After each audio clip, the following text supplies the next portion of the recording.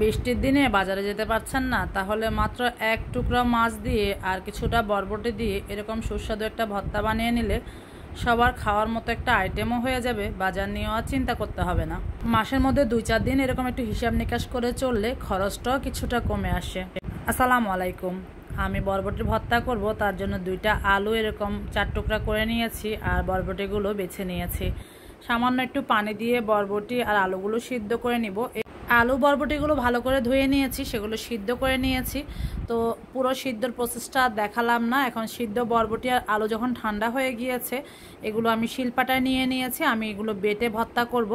চাইলে হাত দিয়ে কচলেও ভর্তাটা করা যায়, আলু মেশার দিয়ে করা যায়, আবার চাইলে আপনি ব্লেন্ডারও করতে পারেন। তবে শিলপাটায় বাটা ভর্তাটা বেশি মজাদার লাগে আমার কাছে, তাই আমি শিলপাটায় বেটে নিচ্ছি। এক এক রকম ভর্তার স্বাদ এক এক রকম। শুধু বরবটি দিয়েও কিন্তু ভর্তাটা করা যায়। মাছির যন্ত্রণায় অতিষ্ঠ। বৃষ্টি হলেও চারপাশে এত মাছি, এখানে কোথা থেকে আসে আল্লাহ জানে। এত পরিষ্কার করে রাখি সব কিছু। যারা মাছি দেখছেন প্লিজ ইগনোর করবেন ব্যাপারটা। বরবটি আলু বেটে নেওয়ার পরে আমি এখানে 4 কোষ রসুন নিয়ে নিয়েছি। চাইলে রসুনটা আপনি তেলে দিতে পারেন, কিন্তু আমি ভর্তাটা আবার তেলে ভাজবো, তো তাই এগুলো কাঁচাই দিয়ে দিচ্ছি। এক এক সময় এক এক রকম করে করি, সব সময় যে এরকম করে করি ব্যাপারটা এমন নয়। তারপর 6-7টা কাঁচামরিচ দিয়ে নিয়েছি ঝালের জন্য। কাঁচামরিচ চাইলে তেলে দেওয়া যায়, তেলে দিলে বেশি টেস্ট হয়। তো আজকে আমি সব ভর্তা একসাথে করে তেলে ভাজবো, তাই সব কিছু কাঁচাই ব্যবহার করছি।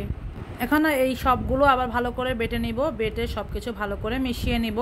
আর আমি রান্নার জন্য মাছ ভেজে নিয়েছিলাম, ভাবলাম যে একটা মাছও দিব আজকে ভর্তার সাথে। এই ভর্তাগুলোর সাথে যদি এক টুকরো মাছ দেওয়া যায়, এটার স্বাদ কিন্তু পুরোই পরিবর্তন হয়ে যায়।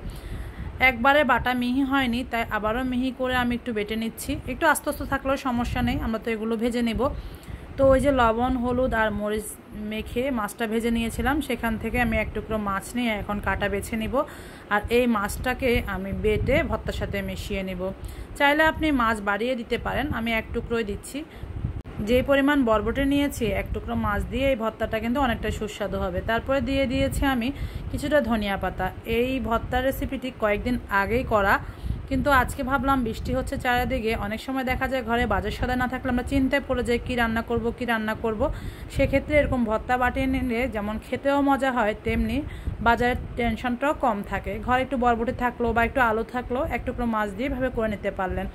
আর এক টুকরা মাছ দিয়েই কিন্তু 4 জনের খাওয়া হয়ে যাবে সুন্দরভাবে। আলাদা করে 4 জনের জন্য 4 টুকরো মাছের একদমই প্রয়োজন পড়বে না। আর এটা খেতেও কিন্তু কোনো অংশে কম নয়। সবগুলো উপকরণ আমি হাত দিয়ে মিশিয়ে নিচ্ছি, লবণ কিন্তু দেইনি। এখন কিছুটা লবণ মাখিয়ে নিচ্ছি। লবণটা স্বাদ মতো নিচ্ছি, যতটুকু ভর্তা সে অনুযায়ী আমি এখানে হাফ চা চামচের মতো লবণ দিয়ে ভালো করে একটু হাত দিয়ে মাখিয়ে নিচ্ছি। তো আরও একবার একটু বেটে নিয়েছি, তারপরে বাটিতে তুলে নিলাম। এখন চুলাতে একটা কড়াই বসিয়ে দিয়েছি, পরিমাণ মতো তেল দিয়ে নিব। সরিষার তেল দিব, আপনারা সয়াবিন তেলও দিতে পারেন, তবে ভর্তাতে সরিষার তেলটাই বেশি ভালো লাগে। কাঁচা হলে তো অবশ্যই সরিষার তেল দিতে হবে, যেহেতু ভাজবো। হাতের কাছে সরিষার তেল না থাকলে সয়াবিন তেল দিয়েও কাজটা করা যাবে।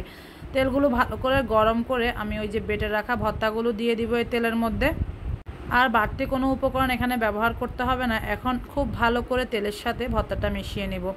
ভর্তাটা খুব ভালো করে ভাজবো, যদিও সিদ্ধ করা, তারপরে কিছু আইটেম কিন্তু আমরা কাঁচা ব্যবহার করেছি, রসুন পেঁয়াজ কাঁচামরিচ সব কিছুই। তো সব কিছু খুব ভালো করে যেন রান্না হয়ে যায় সে পর্যন্তই ভেজে নেব। একটু কম আঁচে করতে হবে, বেশি আঁচ দিলে কিন্তু ভর্তা পুড়ে যাবে, টেস্টটাই নষ্ট হয়ে যাবে, একদমই ভালো লাগবে না। আমি জানি আপনারা সবাই এসব জানেন। নতুন যারা রাঁধুনি আছেন, নতুন নতুন রান্না করছেন, তাদের কাছে হয়তোবা এই কথাগুলো শুনলে কাজে লাগবে। ভর্তা ভাজা হয়ে গিয়েছে, আমি তুলে নিয়েছি। এরকম একটা ভর্তা থাকলে ভাত খেতে কিন্তু আর কিছুই লাগে না। রেসিপি ভালো লাগলে একটা লাইক দিবেন। সবাই ভালো থাকবেন। আল্লাহ হাফেজ।